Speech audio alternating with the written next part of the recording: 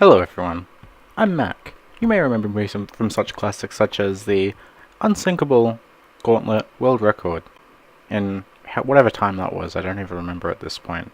Anyway, this was a new run that I got on the FIVE Gauntlet, which came out on PC only a few days ago. I got a pretty good run for this, and I just wanted to do a little bit of post-commentary explaining everything that I've gone through. Even though it's not the best run that's out there, I just figured I'd give some insight. So anyway, I'm going to let the footage roll, and I'll start commentating whenever I feel it's necessary.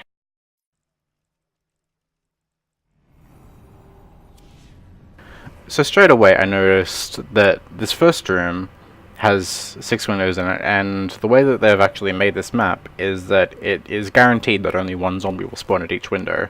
So I decided to run around and just find out the best way to do that. Kill all the zombies.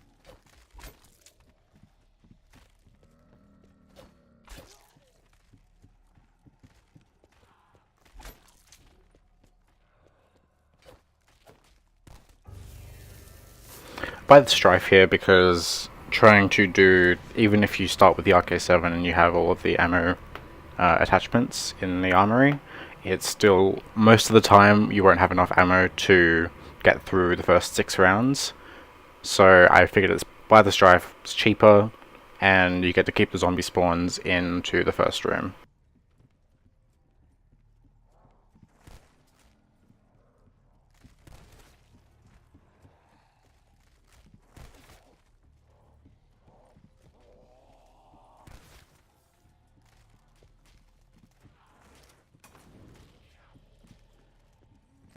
Usually when doing this challenge, I would throw a Wraith Fire at a group of 2 or 3 zombies just to sort of speed things up, since it would be quicker and more ammo efficient.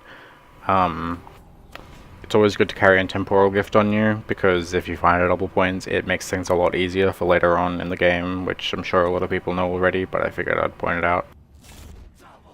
Speaking of loadout, I have Anywhere But Here, for just in case I get into a sticky scenario. It's not the best in gauntlets because a lot of the time the game wants you to stay in a specific location, so it's only if you really need it, but I didn't end up using it in this run. Equipment's good because Wraith Fires are stupid in how powerful they are. It's always helpful to have more of them if you need them in a pinch. I also ended up getting Monkey Bombs later in this run, which was I actually don't know if it was helpful. I'll get to that when it comes. And Arsenal Accelerator, obviously specialist weapons are good, and all that good stuff. In the replay at the moment, I actually realized that the perks aren't showing up correctly, because replays are a bit silly in the way that they work. They have the perks show up that are your current loadout that you have selected, so I was just playing a game of Rush. Those weren't the perks that I used.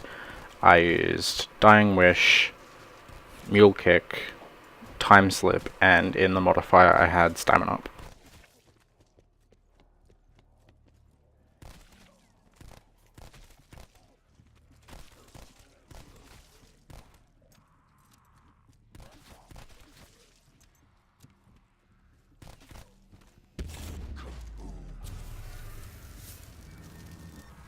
Now the place that I'm standing here, I also stood there for the flagpole round. It is pretty good because it allows you to see all 5 out of the 6 windows, and since you need to stand still, it's the best place to stand.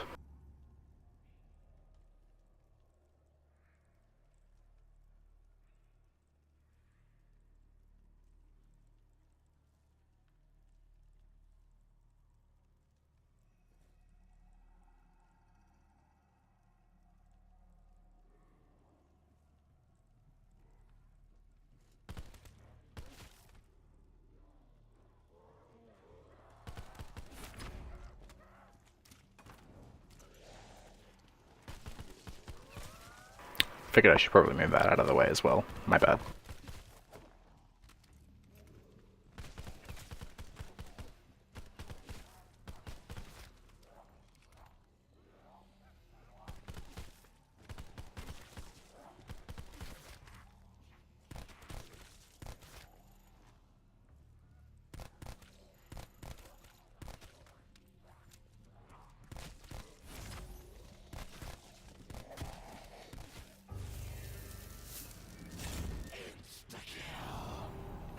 Now here I opened up the whole of the top floor, grabbed both the shield piece and the teleporter part.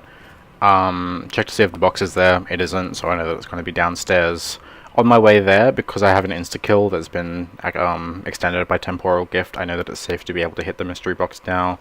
Normally, this run is very dangerous, just because the dogs are very quick and they come in high numbers, so they can get you killed pretty easily if you're not careful. Usually, if I didn't have this insta-kill, I would just go straight downstairs to buy a Maddox, and that would get me through the round, but because I had the insta-kill, threw a Wraithfire down, spun the box, got an MP40, and I wanted to spin the box as early as possible in case I got a Winter's Howl, which will come in handy later in the run.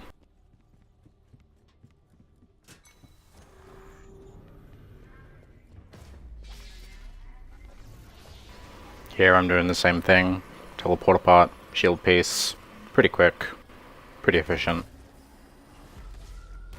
I stay down in the labs for here and the next round as well, just because it's quicker just to stay in the same place and not move around unless you need to, really, or if you have time to kill.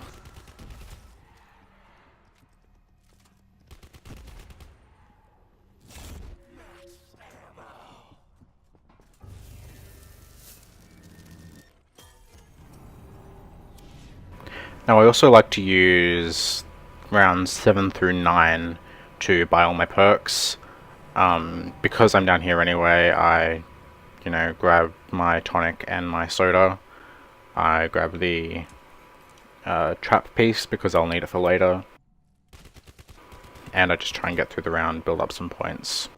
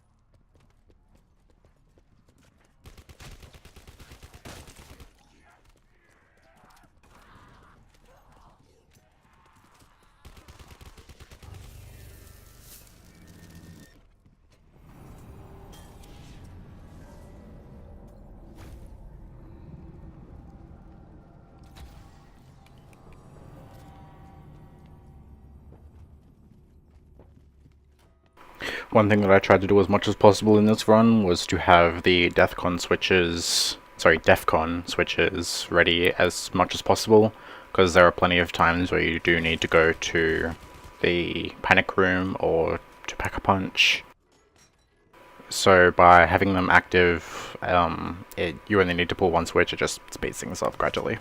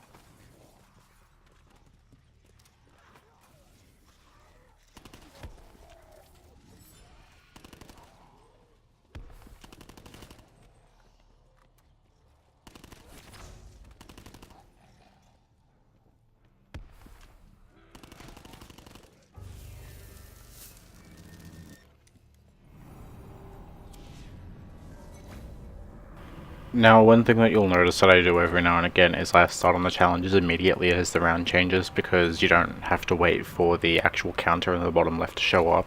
As soon as the round does change and it starts, has the cloudy smoke, whatever, that's when you can start your challenge. You'll also notice here that I save the last teleporter piece in the panic room for this round so that I can utilize the teleporter in it, since you'll need it for this challenge. Teleporter RNG is also a important thing in this run. Like, you need to have good wait cycles, you need to have pretty good luck in like where the teleporters actually move you to, because despite the fact that it's an improvement off the original Black Ops, it can still teleport you to one that you perhaps need to use, so you need to wait for the cooldown on it. So I've had several bad runs that were lost because of this round, unfortunately, but that's just the way it is.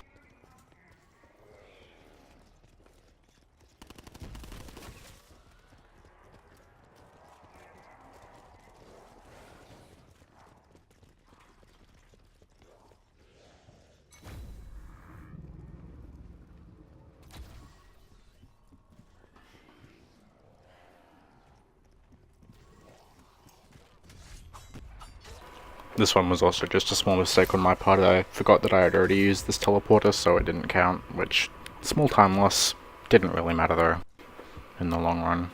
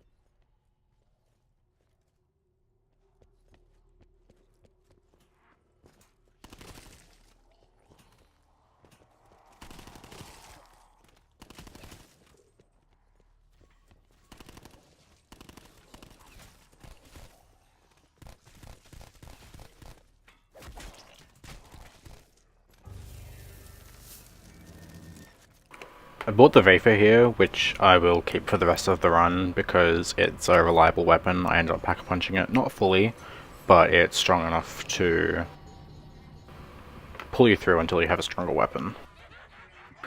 Now, you may have also picked up before that I only spun the mystery box 3 times earlier in the run, and that's because in Gauntlets, the mystery box guarantees its move after the, I think it's actually the 5th spin, so I could have spun one more time, but I didn't. So I, used the box as much as I could, and then, because I was going to get a teddy bear anyway, I just kept it in that spot since I knew where it was, and on this round I activated the teddy bear. I also ended up getting lucky in this round. Like, usually the way that you tell where the teddy box is on this map is you'll see me looking at the TVs, for example, and that'll show you which floor the mystery box is on. But on a few occasions I tried to guess where the mystery box would show up, and you'll see what happens.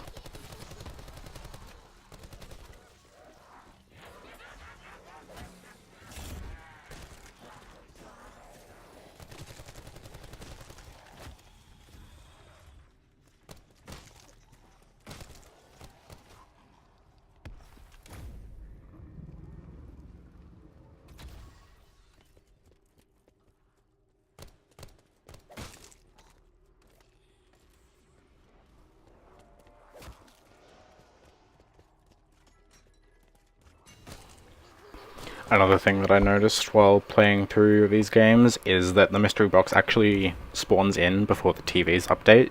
So if you can identify where the audio cue that the box is, teleports in, if you can identify where that is, then it's quicker than just waiting for the TVs.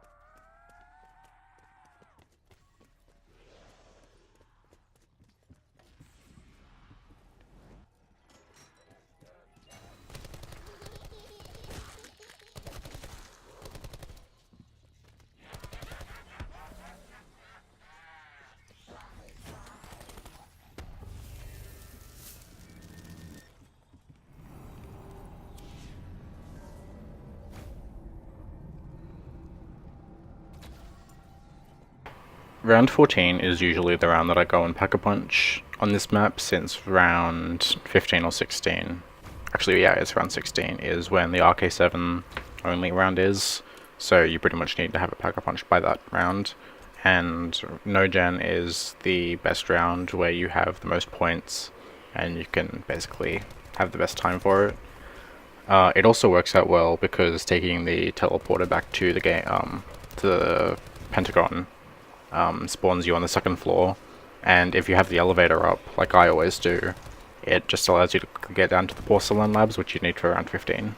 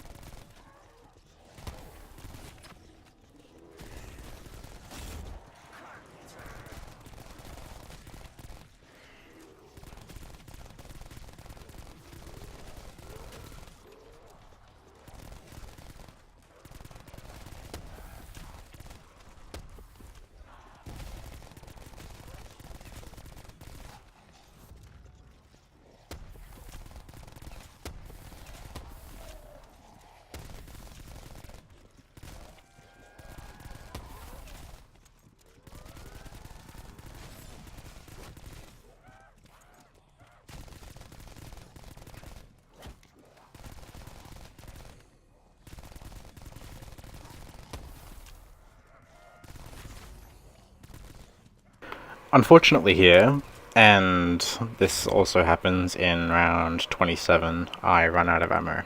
Now this is the drawback to running Stamina Up over Bandolier Bandit like Steve did, or Steve IL. So I lose quite a bit of time here, having to go back and buy ammo for my RK7 so I could finish the round. Now, I do plan ahead for this. On my round 27, I train up here in the offices because I know that I am going to run out of ammo, but we'll get to that when it happens.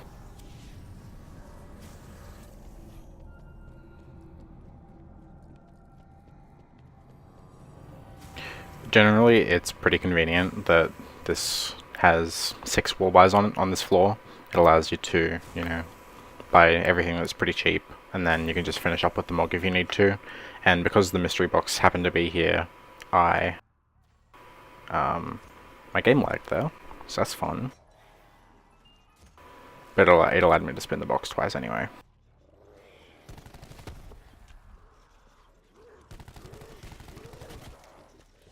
I apologize for the poor frame rate, by the way. My computer is not very good, which is pretty clear if you've seen any of my other Black Ops videos.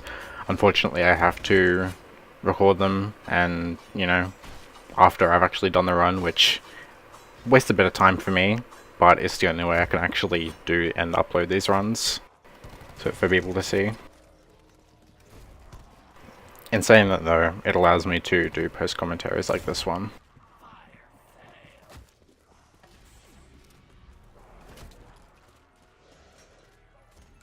Now, once again, trying to get the Winter Sal, didn't get it from this box, but with time slip, you do get a lot more box spins than if you didn't. Here I've got monkey bombs, which may or may not come back to bite me in the ass later in the run.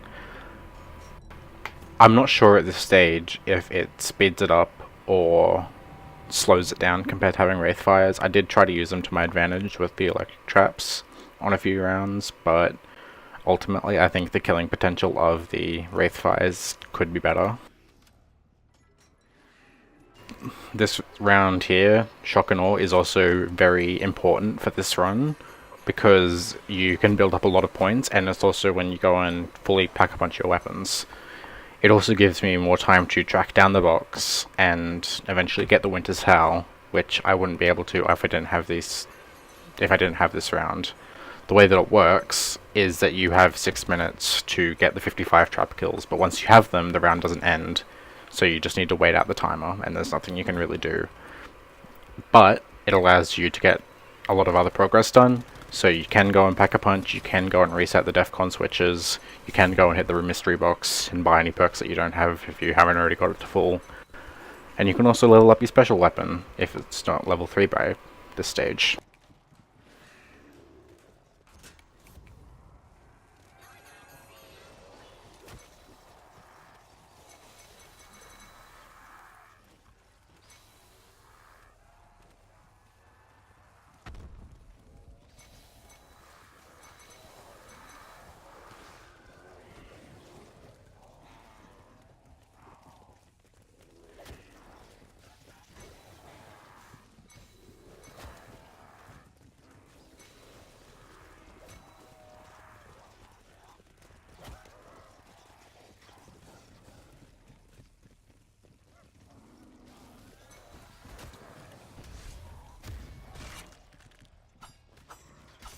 Pretty much the rest of this round is spent building points. I save up 15,000 points after I hit the mystery box, so that I have enough to fully pack a punch my RK7 for round 27, and also to pack a punch my Winter Sal, which I eventually get.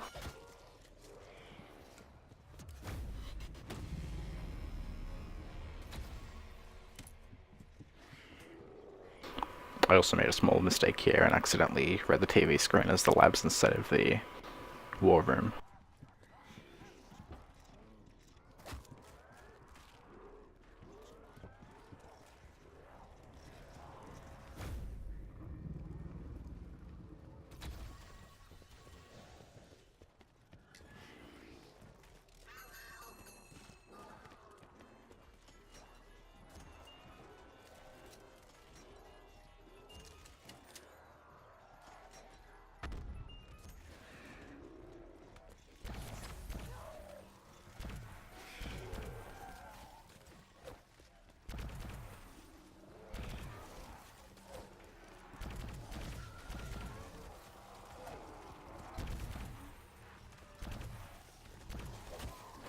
Obviously, another benefit to running Bandolier Bandit, like Steve did, is you can spam the Winter's Howl a lot easier.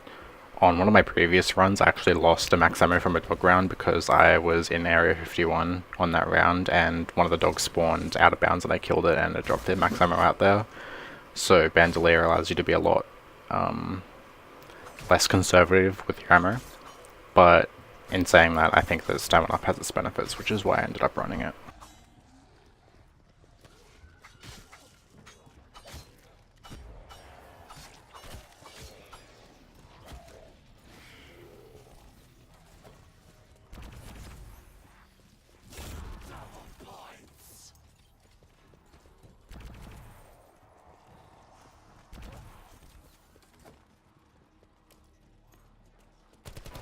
This reload cancel is also something that comes in handy a lot when using the Winter's Howl. I don't know how many people know about it, but I noticed that once the ammo in the bottom right hand side of the screen, once it shows that it's been reloaded, there's actually a lot more of the animation that you can just cancel by knifing. It speeds up spamming the Winter's Howl a lot. Pretty useful when using this gun, just in general.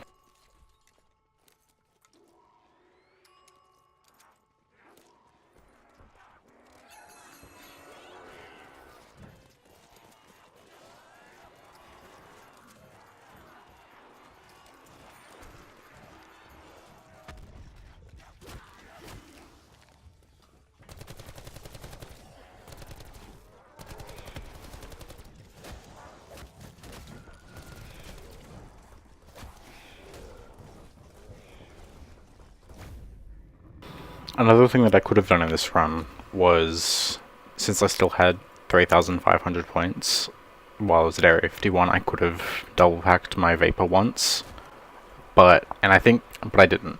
And I think that could come back to bite me later, because I do end up using the Vapor when I'm a bit scarce on Winter's Howl ammo. Again, I never had any major time losses in this run, but small things that I could have changed led me to be about a minute off the world record, unfortunately.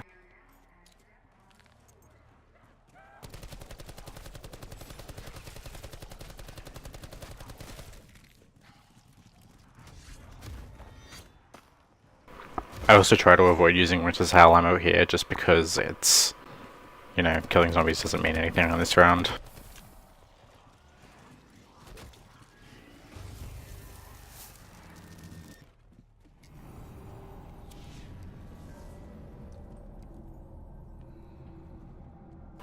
Now, my strategy for this round, it's actually pretty simple, but it saves a lot of time.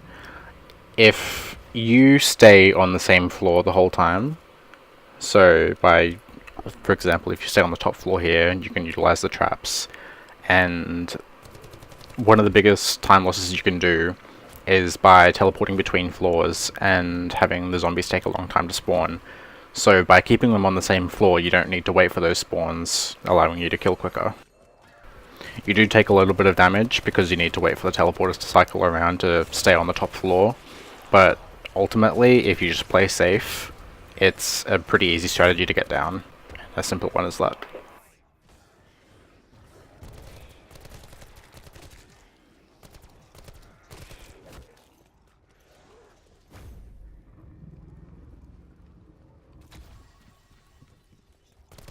And another minor strategy you can do, which I think I'll do in a moment, is you can utilize the shield that your specialist weapon gives you. It allows you to soak up some of the damage without having to worry about dying. Oh no, I don't do it this round. I'll do it later on.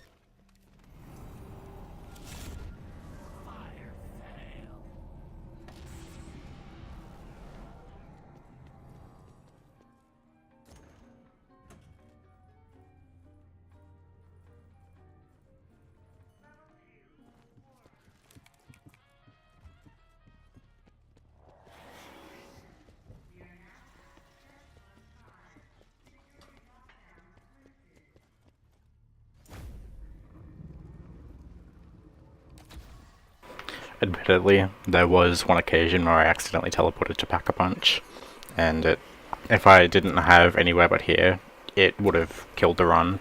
I ended up dying later on anyway, or like getting a strike, so it didn't really matter. But because I was carrying anywhere but here, it allowed me to get back and not have to wait for the defcon switches to reset.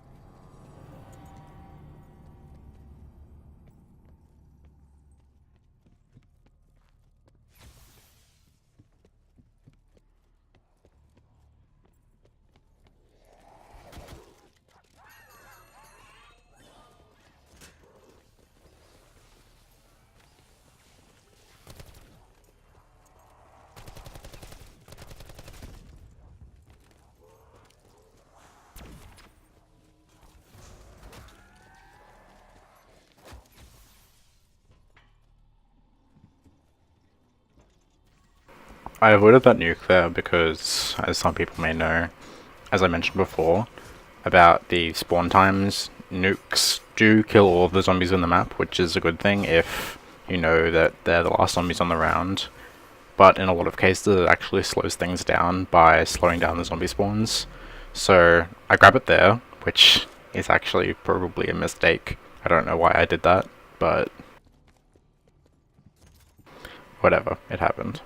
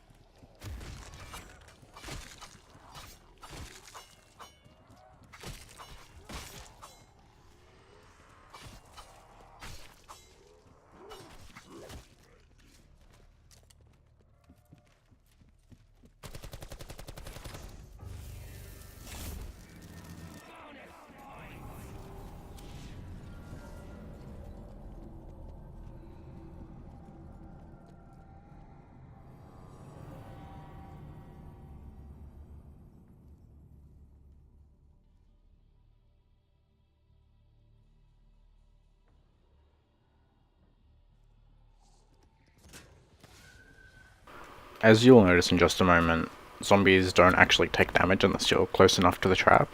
Or at least that's what I speculated at first. I could be wrong. Could be a weird error thing, but pretty much had to stay close to the trap. I stood here because it was a pretty enclosed space, so a lot of zombies would just funnel through the trap and I could just use the Winter's Hail to finish off the rest of them.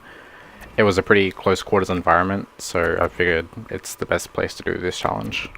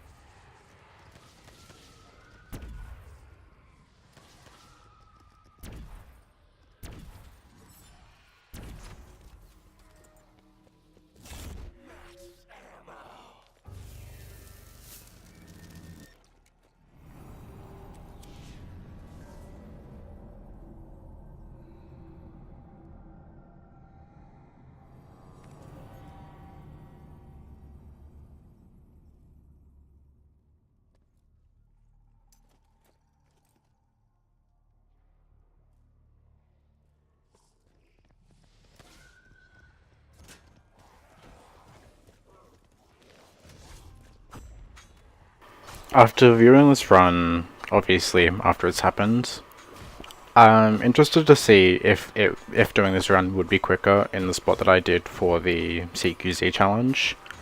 I ended up doing it here just because it was a little bit safer, and I obviously didn't want to lose this run because it was pretty good.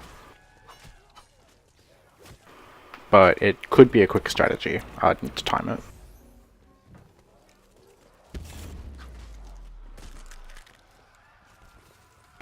Again, probably not the best idea to grab that nuke there, but it was more so just a thing that I did in the run because I'm pretty sure I thought that the round was getting close to an end, so it was like a gamble to have the round end quicker, but it didn't work out.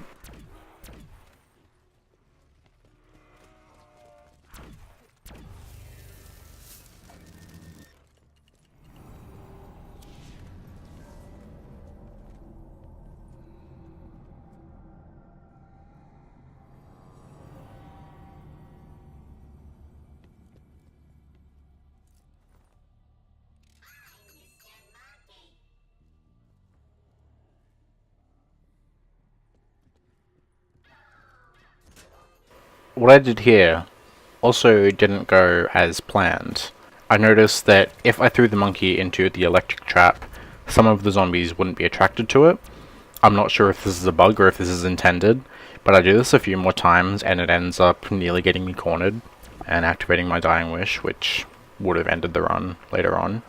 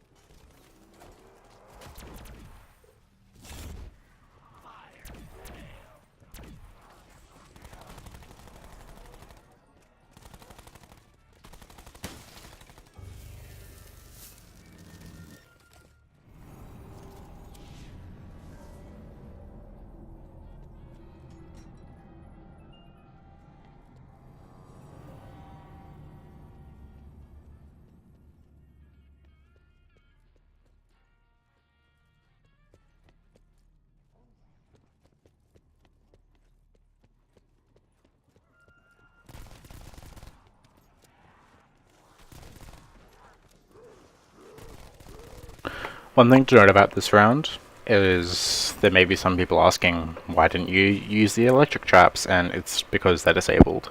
Like, the green light's still on them, but it doesn't give the prompt that says, do you want to activate the trap? Whatever. I also did get pretty lucky when pack-a-punching my RK7 because my final pack was Brain Rot, which I think is the best one for these sorts of challenges. It's the one that I tried to use in Unsinkable.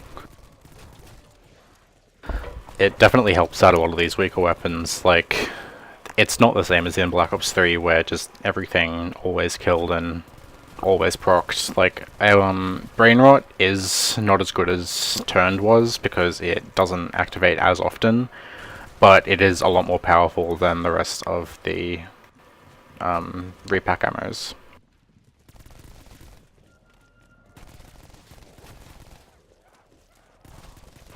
The strategy that I'm running to is a little bit more risky than training downstairs in the war room, but I figured there's enough room in the office, and it also saves me time from having to use an elevator, come up, buy ammo, and then go back down. Plus at this stage I still had my dying wish, so if anything bad did happen, that'd be able to bail me out. Getting lucky with an insta-kill on the RK7 rounds would definitely save a lot of time. I've had previous runs where I get one around 16, and even in Steve's run, he could have started the run with an insta-kill if he activated Temporal Gift, but he didn't. But it definitely saves a lot of time, so I'm not sure if elixirs are allowed in this run, in this speed run. I don't like using them very often, so I just run classics only, but if they are allowed, then using the insta-kill elixir would definitely help out on those rounds.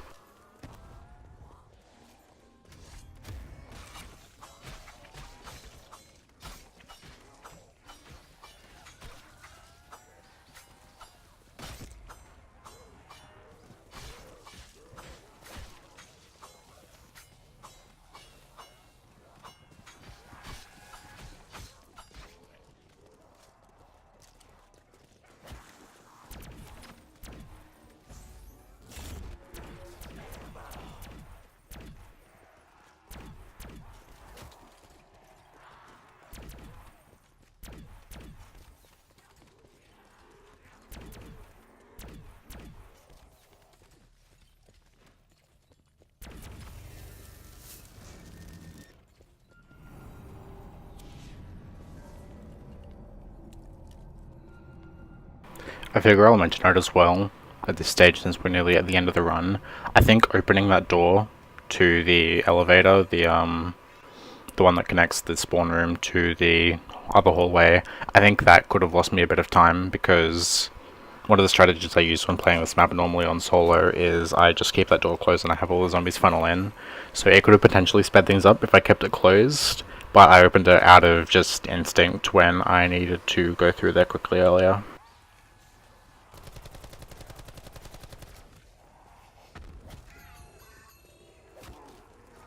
And it was at this stage too that I realized that the monkeys weren't attracting the zombies if they were in a certain position in the electric trap, which was why I was just throwing it on either side. I figured it's better that than risking me dying.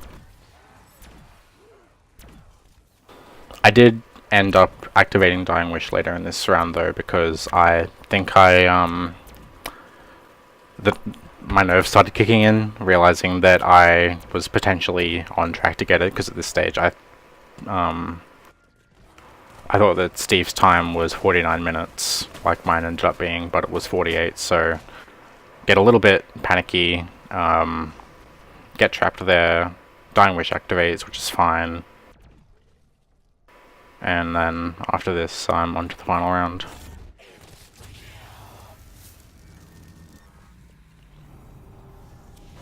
I did actually end up getting pretty lucky here too.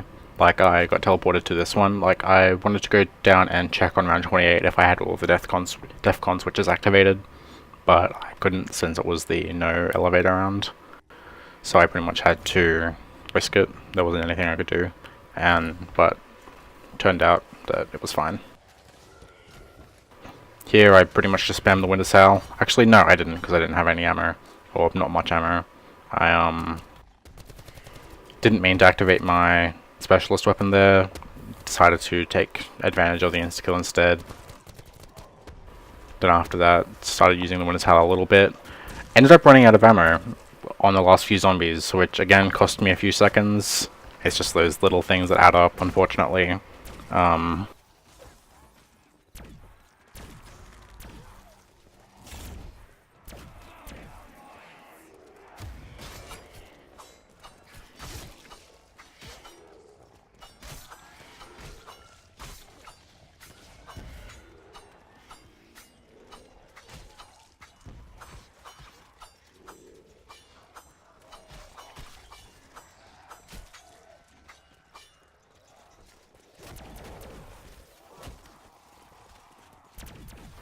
Yeah, so these are the last few zombies.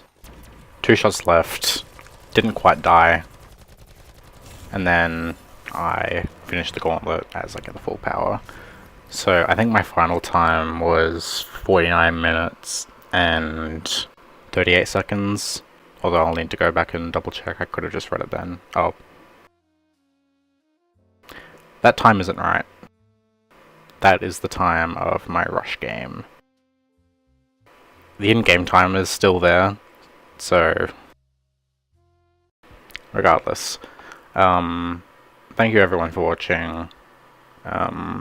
Feedback would be appreciated, because this is my first ever commentary video of sorts. First time I've revealed my voice. Actually, no, it's not, because I've been streaming. Yeah, whatever. I don't know how to end the video. Yeah, feedback. Thank you. Hope you enjoyed the run, and hope that this maybe helps out anyone else who's looking to speedrun this gauntlet. Yeah. Bye.